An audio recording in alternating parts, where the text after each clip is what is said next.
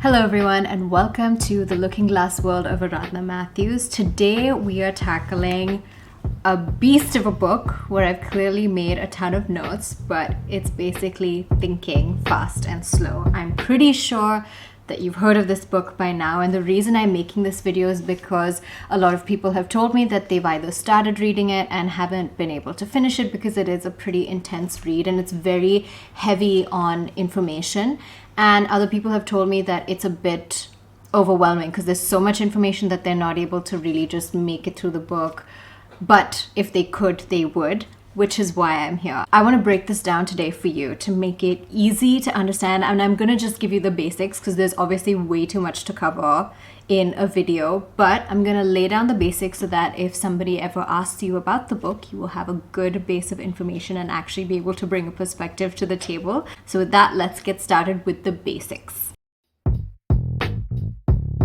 First, I would say it is not a self-help book. That seems to be a pretty common misconception. Rather, it's about really understanding how your brain works when it comes to perception and decision making. So you know how there's different parts of the brain, they all do different things. This book is not about that. This book is about how they work together. So the author has created this fictional categorization of two systems, two, almost like, I imagine them as like two voices in your head called System 1 and System 2. Picture yourself in a scenario where you're maybe eating a ton of chips, say, a snack that's not particularly healthy. And after eating a significant amount, there's a part of you, a voice in your head that goes, okay, maybe it's time to stop. We've had enough chips. This is not healthy.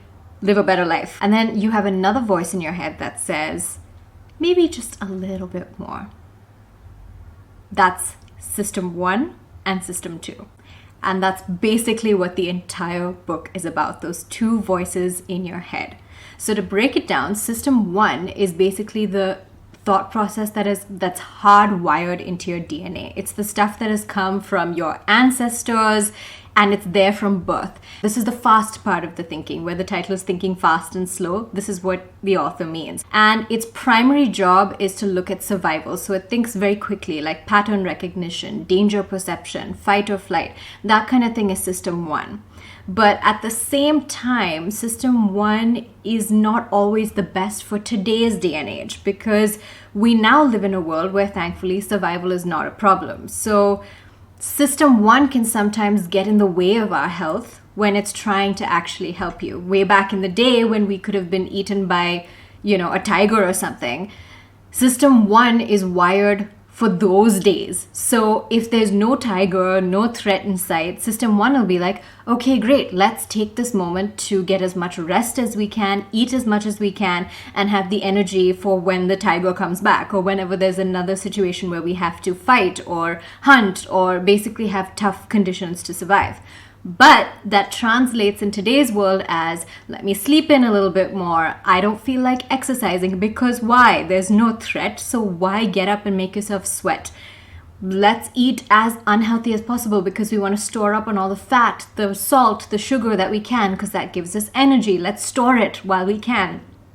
So that's what System 1 is doing to you right now. And System 2 is the voice of reason. Some of it maybe we can argue genetic, but for the most part it's from what you learn. And it's what System 2 is basically what checks System 1. It is your impulse control. It is your slow thinking from the title. It's the system that tells System 1 to shut up sometimes when System 1 is actually not helping us. But here's the thing. The two systems are not in isolation. So they work together, but also one can influence the other. So for example, System 2, being your rational thought, requires additional energy. You have to put some mental focus in when you're using System 2. But System 1 is like your default setting. If you shut everything off, System 1 is there. It takes no energy for System 1 to be activated. So what happens is when your energy is depleted, System 1 can take power over System 2. If you're hungry or if you're tired, you're more susceptible to act impulsively on System 1. So whether that means ordering junk food when you're trying to eat healthy and you're really tired at the end of the day and that voice goes, let me just get myself a pizza. that's system 1. And you're tired, and system 2 does not have the energy to jump in and say, stop. You know the phrase, let's sleep on it. When you're very tired, there is wisdom in that phrase. When you're very tired and you're looking at making big decisions, your system 2 is not at its highest. So you're more likely to make more impulsive decisions that might actually end up hurting you in the long run. So there are some things to watch out for when it comes to the balance between system 1 and system 2. And there are certain factors that can destroy the balance. For example, when you have alcohol. And when you get to a point where you are officially drunk, that's basically your system 1 is tossing system 2 into a cage and locking it. So system 2 has no say. You act impulsively. There is no control whether you get super aggressive, super hungry. It's all system 1. So that's a great example of you acting in your most primal stage. And I genuinely believe that the key to being a better, more superior version of yourself is to get system 2 to a very strong point and have it active more often than having system 1 take over. Now, another really cool thing about this book is that they're not just, making these statements, but there are a lot of experiments that have shown pretty interesting revelations about this balance and the work of system 1 and system 2. So what I'm going to do right now is, there are obviously like a ton. This is where all the bookmarks are mostly, where I have found cool experiments or like things that I didn't know. So clearly this book has taught me a lot. But for today's video, we're going to go into 3 experiments that I found to be somewhat foundational to the understanding of this book and also really interesting. So we're doing a very simple math problem. So just stay with me and answer as quickly as you can. So let's go. So it goes like this. A bat and ball cost $1.10. The bat costs $1 more than the ball. How much does the ball cost? And think of your answer now. Got it? So if your answer was 10 cents, which is the cost of the ball, you have basically answered the same as 50%, more than 50% of the students at Harvard, MIT, and Princeton. And the answer is wrong. The bat costs $1 more than the ball. So the ball has to cost 5 cents. So if you add $1 more, that's $1.05. You get a total of $1.10. At our soul, we are lazy. Our brain is always looking for quick solutions. And if you let your system 1 do the thinking here, you would have come up with 10 cents. I have to confess, this one got me as well because I was being a lazy thinker. But it's okay. Harvard, MIT, all of that will make us feel better about our stupidity. That's how fast your system 1 kicks in. And you need that much more awareness to check it and bring in system 2. So now we do another experiment. And this one, I'm happy to say I got correct. So it tells me a lot about my own brain. I'm not a very mathematically numbers-oriented person, but this kind of stuff, I ace it. But anyway, here it goes. Just tell me whether this is true or false. And answer instinctively. Now that you know, don't catch yourself. It's okay. The point is to understand your brain. Be honest with yourself. What came to your mind first, right? True or false? All roses are flowers. Some flowers fade quickly.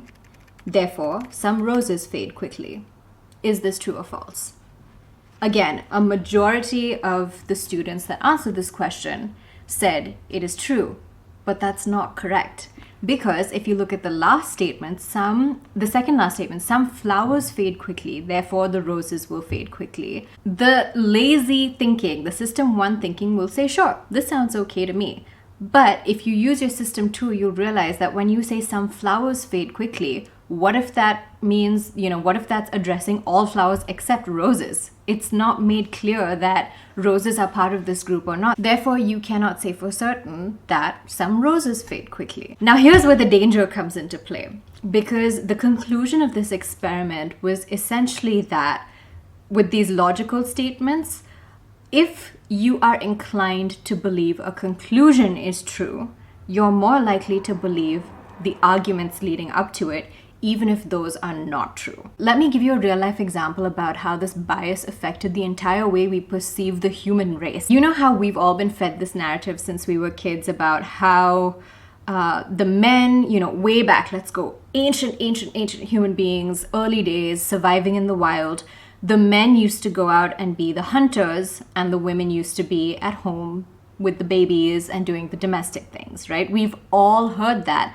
and there's enough scientific, whatever, research, etc., that seems to back this up. Fairly recently, and this is a Nat Geo article, which maybe I can link in the description if you guys want to check it out. But recently, these scientists unearthed the remains of one of these like ancient human beings, and found that next to the remains, they were also buried with certain tools that would typically be used to hunt big animals. So immediately the scientists were like, oh wow, this guy has hunted the big game, very impressive. And then they looked at the remains and they were female.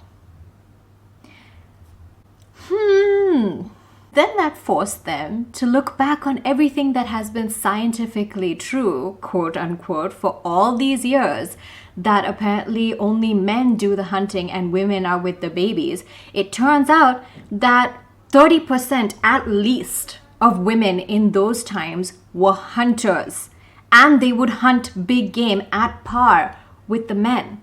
Now, why didn't that come to light sooner? How has it taken so long? Because of exactly this. You grew up in a world with such distinct gender roles, and you cannot even imagine a woman being physically strong enough to compete with a man. You hear all kinds of arguments on that, by the way, about how biologically we are not built like men, therefore we can never be as strong as them. And then they'll also use this argument about men being hunters invariably. Now you know. Because it's so impossible for those scientists to even conceive of, well, they weren't even thinking of the possibility of women being hunters, that it never occurred to them to ask these questions and to check their system 1 pattern recognition and bring in system 2. Experiment 2. I have the book open right here. The scientists who did this experiment also were shocked at how, our external influences are processed by system 1 and actually affect our behavior. So this experiment happened in, I think, a high school. Let me check, hang on. No, it happened at a university. So most of the people were aged 18 to 22, and they were asked to assemble 4-word sentences from a set of 5 words. Okay, so they were given 5 random words, and they were asked to make sentences using those words, basically, in a nutshell. One group was given a very random set of words as a control group. The other set was given words that are typically associated with the elderly, in America being Florida, forgetful, bald, gray, wrinkle, these kind of words that you typically associate with the elderly. So now the experiment, what the students didn't know, that the sentence forming was not the real experiment. The real experiment happened after, because all of these students had to leave that room and walk down the corridor to get to a class or wherever they had to be next. And here's where it gets interesting, because the group that was working with the words that they associated with the elderly walked down the corridor slower than the control group. What? The influence of the things we are reading, the things that we are watching, can literally be influencing our behavior to levels we do not realize, but are very, very tangible, they're perceptible, they're there. But it works both ways. So for example, if you are not feeling too good and you force your face into a smile, you're more likely to feel better faster, because you're hardwired to associate smiling with positive emotions. That's your system 1 kicking in. And the last experiment we'll talk about today has to do with the concept of first impressions. I'm sure you've heard this growing up, that first impressions are the most important, make a good impression. But there is science to that. Now, something pretty disturbing was shown in America. This is all American research, but presidential candidates who looked the part, had, a comforting but authoritative facial features, dressed the part, were more likely to get votes from TV watchers who were less informed, rather than people who were more informed, didn't watch as much TV, who were making slightly more objective decisions. But for the people who weren't, the ones who watched TV, who were not that informed, they were largely going by, it didn't matter what that candidate said. The way they looked made a huge difference and influenced their decision to vote for them. If there are two people here, one is called Alan and one is called Ben, and we're going to assign traits to both of them. So let's start with Alan. We've got intelligent, industrious, impulsive, critical, stubborn, envious. Now we've got Ben, who is envious, stubborn, critical, impulsive, industrious, intelligent. I think you already know where I'm going with this, but which individual came off better according to your instinctive thought? If you look at it closely, these are the same traits, but the order in which you read them influenced your perception of the human being. The Alan, where you read first intelligent and industrious, set the tone for Alan. So after that, if you see impulsive, critical, stubborn, it doesn't matter because your brain has quickly latched on to what you saw first, and that became the defining trait. Whereas Ben starts off with envious and stubborn, but ends with industrious and intelligent, but that doesn't matter because you saw envious and stubborn first, and that set the tone for Ben. So, first impressions, based in science, very, very important. So I think the last thing that I want to do is give you a few quick life lessons that I've learned, and I'm just going to say these as fast as I can, but these are some of the many takeaways in this book. The first one, never shop when you're tired or hungry because you're more likely to be impulsive and buy things you will regret later. The same thing goes for making big decisions. So sleep on it, again, based on science. And now you know why. Second, to know what someone is really thinking, ask them when they're tired. This is my own the book doesn't teach you to do this, but from everything that I've learned, if you need to get the truth out of someone and you feel like they're lying to you, ask them when they're really tired. Okay, number 3. If you need approval from someone, say like a boss, and you're submitting certain, work that they need to approve before you go on with your life, go to them when they are full. So just after they have eaten or something is the best time to go for them. And now you know why. Because system 1 is satisfied. They have enough energy for system 2 to take over and make rational decisions. Number 4, do not believe something just because it's presented like a scientific fact.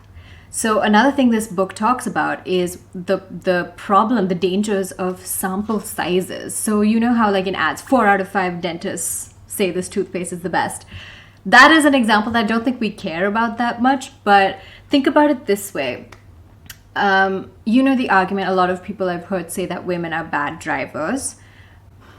At least here where I live, in India in general, I think I've seen, for every woman driving, there are at least 10 men driving. It's a very male-dominated space, the roads of India. So if I take a certain geographical area and I say, okay, I'm going to do an experiment with all the people in this geographical area, and I'm going to derive my results from this sample group. Now, in this sample group, you have 100 men. Out of 100 men, 30 men are, let's say, horrible drivers. So you've got 30% of the men are horrible drivers. But say within that same space, you have 10 women driving. Out of those 10 women, say 7 women are really bad drivers. And that gives you 70%. But if you look at the actual numbers, on that road, you had 7 bad women drivers and you had 30 bad male drivers. That's a much higher, more than double, triple the amount of bad women drivers. But when you take the sample size of 100, it comes to a 30%. But when the sample size is smaller, 10%, a group of 10 people, the percentage 7 out of 10 became 70%. So then somebody would take this data and say 70% women are bad drivers. But that's flawed because your sample size was so much smaller.